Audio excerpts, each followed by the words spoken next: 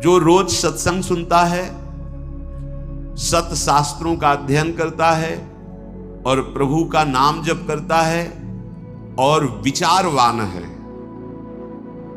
विचारवान, वो बुद्धि भगवत प्राप्ति के योग्य हो जाती है। ध्यान दीजिए, जो रोज सत्संग सुनता है, सत शास्त्रों का स्वाध्याय करता है, भगवत भजन अर्थात नाम जप करता है और विचारवान है। कोई भी चेष्टा, कोई भी क्रिया बिना विचारे नहीं, विचार बिना विचारे जे करे चे पाछे पछताए। हमें विचार करना है। ये जो हम सोच रहे हैं, जो हम करने जा रहे हैं, शास्त्र सम्मत है? नहीं तो फिर नहीं। जिसमें निरंतर प्रभु में मन लगाने के सहयोग हो, ऐसा बुद्धि निश्चय करने वाली, वो भगवत प्राप्ति की योग्य हो जाती है। हमें वही सुनना है, वही देखना है, वही बोलना है, वही चेष्टा करनी, जिससे हमारा भजन बढ़े, भजन सुरक्षित रहे, भजन पच जाए। ये सारा क्षेत्र बुद्धि का है। बुद्धि में विवेक है, वो बढ़ाएगी भजन, बचाएगी और पचा लेगी। जैसे भजन का भी अपच होता है, मैं इतना इतना, तो आगे दिखाएगी, देखो वो महापुरुष इतना भजन, इतने दैन्य, धिक्कार है हमारे जीवन को, अभी उतना तो है नहीं, आम ऊपर से आ रहा है, वो दबाती रहेगी, तो भजन पचता रहेगा। कौन सी बुद्धि? जो रोज सत्संग सुनती है, शास्त्र स्वाध्याय, नाम जप और विचारवान है, ऐसी बुद्धि भगवत प्राप्ति की योग्य हो, अर्थात निश्चय। अगर बुद्धि विषयों में लगी हुई है, धन संपत्ति मान को श्रेष्ठ मानती है, तो ये निश्चय ही नहीं कर पाएगी कि परमात्मा प्राप्ति करना है। भोगेश्वर प्रसक्ता नाम तया प्रहृत चेतसाम व्यवसायत्मिका बुद्धि समाधौ न विधीयते। 8वां है विद्या। जैसे प्रश्न आता है कि जब भजन मार्ग में चलना है तो पढ़ना लिखना सब व्यर्थ ही है, क्यों पढ़े लिखे? क्योंकि आजकल ऐसी विद्या पढ़ाई जाती है, ऐसी पढ़ाई जाती है। हम उस विषय पे नहीं जाते, हम ये जाते हैं कि यदि आपको अक्षर मात्रा इनका सब ज्ञान नहीं है, तो आपको हो सकता है कि सत्संग सबके सौभाग्य में तो नहीं है ना। तो आप ऐसे गीता पृष्ठ या बहुत जगह से महापुरुषों की वाणियां हैं, अगर आपको अक्षर मात्रा का ज्ञान नहीं तो आप कैसे पढ़ पाएंगे? अगर आपको ये लौकिक विद्या जो काखा गगा है, इसमें ब्रह्म विराजमान है। कई बार ये वार्ता हुई कि जैसे भगवान कण कण में विराजमान है, ऐसे हर अक्षर में विराजमान है। आ ब्रह्म का स्वरूप माना गया है। का, खा, गा, घा, आ निकलता है ना, ज्ञा तक निकलता है। आप जो विद्या पढ़ रहे हैं साक्षात ब्रह्म स्वरूप है। जो आप जानकारी ले रहे हैं, उस सृष्टि की जो ले रहे हैं, वो ब्रह्म स्वरूप है। उसे आप भजन से अलग मत मानिए, ध्यान देकर पढ़िए। हाँ, अब पढ़ लिख करके उद्दंडता करना, कपट करना, हिंसा करना, चोरी करना, तो होगा कि क्या हुआ तुम्हारी पढ़ाई से? आप विद्या से, जैसे विद्या विनयम ददात, विनम्र होता है, गंभीर होता है, बुद्धि उसकी निर्णायक होती है, प्रवीण होती है। पर यदि भ्रष्ट आचरण करोगे तो वही विद्या अविद्या का रूप धारण कर लेगी। तो विद्या निषेध नहीं है, अविद्या निषेध है। आप खूब अच्छे से पढ़िए, आप खूब पदाधिकारी बनिए, समाज की सेवा करिए, आप जानकारी लीजिए, ये जगत भगवत स्वरूप है। अगर आप अभी से प्रमाद कर लिए तो भजन में स्थिति है नहीं। हम देखते हैं जो बच्चे पढ़े लिखे ना, एक बार समझा दो तो कदम सोच समझ के रखते हैं। हाँ, हम ये कहते हैं यदि ऐसी रति है, राधा राधा राधा राधा राधा सत्संग और नाम जप करते हुए आप तो सच्ची मानिए सब शास्त्रों का ज्ञान अपने आप हो जाएगा। पर ऐसा बहुत ही कठिन है, कोई बिरला ऐसा जो ऐसे चल पाए, नहीं तो इसलिए पढ़ना आवश्यक है। विद्या, जब आपके अंदर अक्षर मात्राओं का ज्ञान होता है, उसमें विषय भी रखे जाते हैं। आप संस्कृत पढ़ सकते हैं, आप ये पढ़ सकते हैं, आप ये अलग अलग विषय रखे जाते हैं। जैसे अपने जब पढ़ रहे थे, एक विज्ञान का विषय था और एक आर्ट का विषय था, कॉमर्स का विषय था, नहीं अलग अलग, कि आप संस्कृत ले सकते हो, आप अंग्रेजी ले सकते, ऐसे कई विद्या। अगर हमको अक्षर मात्रा और ठीक ज्ञान है तो हम वेद का स्वाध्याय कर सकते हैं, आगे हम संस्कृत पढ़ें, हम अपने शास्त्रों को पढ़ सकते हैं। अब ऐसा क्या कि शास्त्र तो आते नहीं, भजन में रुचि नहीं, तो आपके अंदर ज्ञान स्फुरित कैसे होगा? हम उन महात्माओं को देखकर बोला कि का नहीं पढ़े, लेकिन एक क्षण भी नहीं नाम छोड़ रहे, तो सारा ज्ञान जागृत हो गया उनको। यही अपने वृंदावन में पूज्य मथुरा दास जी थे, वो खुद कहते थे, ए जी हमने कभी स्कूल का मुंह नहीं देखा, अर्थात कभी स्कूल नहीं गए। ओ 50-50 श्लोक महाभारत के एक साथ बोलते चले जा रहे, और फिर नंबर बाय नंबर उसका अर्थ बताते चले जा रहे। ये सब क्या हो रहा है? बड़ा विचित्र है।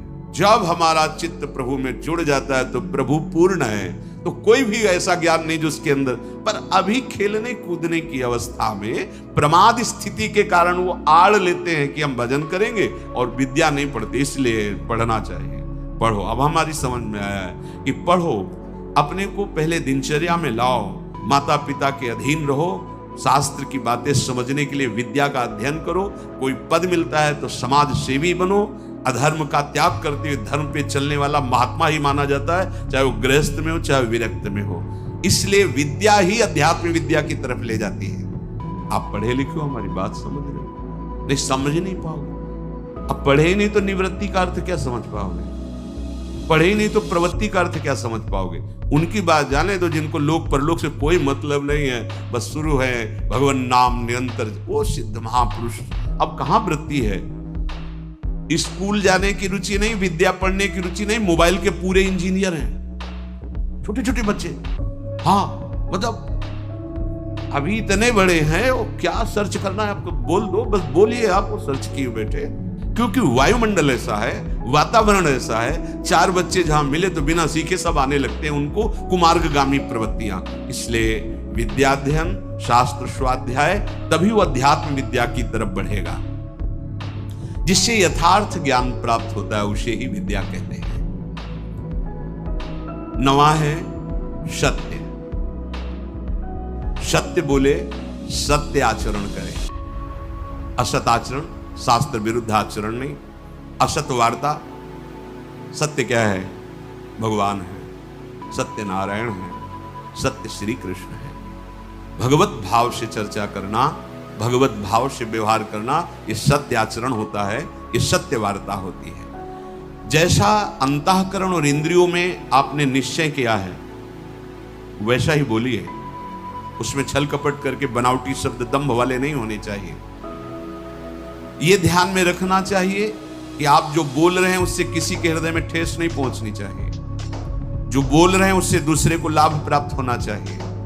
जो बोल रहे हैं वो यथार्थ सत्य होना चाहिए, कपट रहित, दोष रहित, अहित करने वाली वाणी नहीं होनी चाहिए। और 10वां है अक्रोध। कोई भी आपके प्रति कैसा भी बर्ताव करे, आपको क्रोध नहीं करना, यह नियम लेना है। इसमें दूसरा था क्षमा। क्षमा और क्रोध में अंतर। जो हमारे प्रति अमंगल बर्ताव कर रहा है उसका मंगल हो, कभी अमंगल न हो, ये क्षमा है। अब जो हमें क्रोध दिला रहा है तो हमें नियम लेना कि हमें गुस्सा नहीं करना, वो दिलाएगा।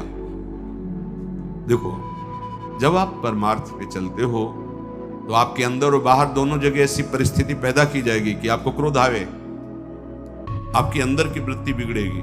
बाहर का ऐसा व्यवहार हो सकता है, आपका साथी, आपका मित्र, आपके पास रहने वाला साधक ही आपसे विपरीत ऐसी चेष्टा, उस समय वो प्रेरित है।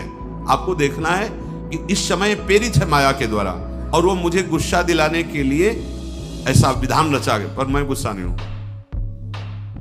अगर सह नहीं पाते हो तो मौन हो, भाग जाओ वहां से, मौन हो के भाग जाओ। वीरता मत दिखाओ। गुस्सा करना वीरता नहीं, सह जाना वीरता है। जैसे सह पाओ। बहुत संतों ने इस पर, जहां कोई आपको गुस्सा की बात दिलाने लगे तो अगर आप ये याद कर लो कि मेरी परीक्षा हो रही, मुझे क्रोध दिलाया जा रहा है, तो आप समझ जाओगे। पर बस यही रहे कि मेरी परीक्षा हो रही, मुझे गुस्सा नहीं कर ली, नहीं, सोचते सोचते फिर कड़वा वचन निकलने लगेगा, फिर मारपीट भी होने लगेगी। पर सोचो, अपने साधुओं के साधक होके एक दूसरे को गाली दे रहे, लड़ रहे, ये कोई साधुता है? ये कोई मार्ग? अक्रोध, क्रोध नहीं करना। नियम लेना पड़ेगा ना कि क्रोध नहीं करना, वो दिलाएंगे क्रोध। बड़े विचित्र विचित्र लीलाएं होती। 100 बार थूका, क्रोध नहीं आया, ऊपर से थूका। तो उन्होंने यही कहा कि आपकी तो बड़ी कृपा हुई जो एक दिन में 100 बार मुझे गंगा स्नान करने को, 100 बार हमें स्नान करने का सौभाग्य मिला। ये हो सकता है हमारे साथ व्यवहार ऐसा हो कि जिससे हमें क्रोध आवे, तो हमें तुरंत सोचना है, तुरंत वही सोच सकता है जो साधक है, ये मेरी परीक्षा आई है, नहीं मुझे गुस्सा नहीं कर, राधा राधा राधा राधा राधा राधा, भैया राधा, बढ़ो आगे बढ़ो, गुस्सा नहीं कर रही। अक्रोध, अपनी कोई बुराई करके, अपना कोई प्रतिकूल व्यवहार करके क्रोध दिलाना चाहता है, आप अक्रोध, आपको गुस्सा नहीं करना। क्षमा में और अक्रोध में अंतर है। हम गुस्सा नहीं करेंगे, पर क्षमा उसको मंगल मनाएगी, उसके प्रति कोई प्रतिकूल व्यवहार नहीं होगा और उसका मंगल के मन वचन कर्म से इसको हमारे प्रति जो अपकार किया कभी इसको दंड ना मिले, ना भगवान दंड देना या लोक में दंड, उसे क्षमावान कहते हैं। बहुत बड़ा बल है ये साधु का, इसीलिए दूसरे नंबर पे क्षमा। ये जो क्रोध है वो हमें दिलाने की चेष्टा कर रहा है, हम उसका मंगल भी मनाने वाला विषय नहीं। अब हमें इसमें सावधान रहना, गुस्सा नहीं होना। देख लो, आज नियम लियो लोग, शाम तक कोई ना कोई ऐसा आपको गुस्सा बाहर से नहीं अंदर से आ जाए। परसों मिला था ना, उसने जलने लगे, गुस्सा आने लगी, परसों की बात या वर्षों की बात, मन है वो लाएगा अभी। अच्छा ऐसा मतलब तो हमको क्या समझ रखा है, भगवान मना गुस्सा रही ना, देखो इतना तो विलंब न करो, तो दंड दो जिसे 4 लोग देखे ना कि वैष्णव अपराध का क्या मतलब होता है। कहां गए उसी समय अंदर वाली वृत्ति करो, नहीं मुझे गुस्सा नहीं होना, मुझे किसी का मंगल नहीं मनाना, क्योंकि मुझे भगवत प्राप्ति करनी। क्षमा और अक्रोध दोनों में भेद यही है। जो कुछ होता है मन में या बाहरी व्यवहार में, हमको उसे सहना है, क्रोध नहीं करना है। ये जो 10 प्रकार के लक्षण बताए गए, उपासक सावधानी पूर्वक इनको धारण करे। अगर ये लक्षण है तो भगवत प्राप्ति निश्चित है। पुनः पहला है धृति, अर्थात हम ऐसी स्वीकृति में रहें कि कोई भी परिस्थिति हमारी स्वीकृति को न नष्ट कर पावे।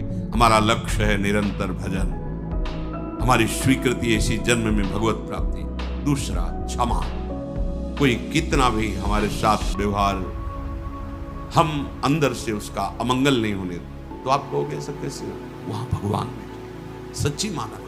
आपको लगता है वो तो अमंगल करता चला जाएगा, नहीं, तुम्हारी क्षमा सांप से भी बढ़कर उसको शासित करेगी।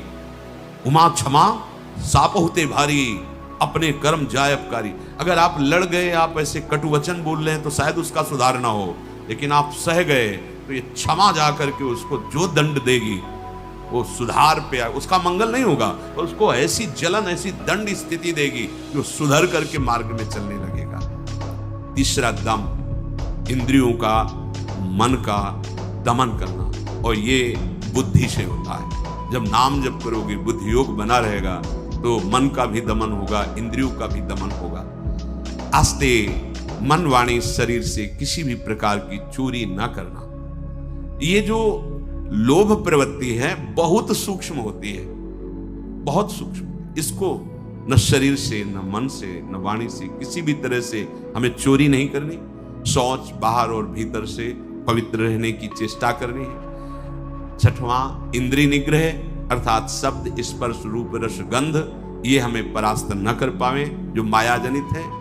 सातवां धी, अर्थात सत्संग के द्वारा, शास्त्र स्वाध्याय के द्वारा, नाम जप के द्वारा, विचार के द्वारा हम अपनी बुद्धि को प्रभु से जोड़े रहें। विद्या, वही जो अध्यात्म विद्या तक पहुंचा दे।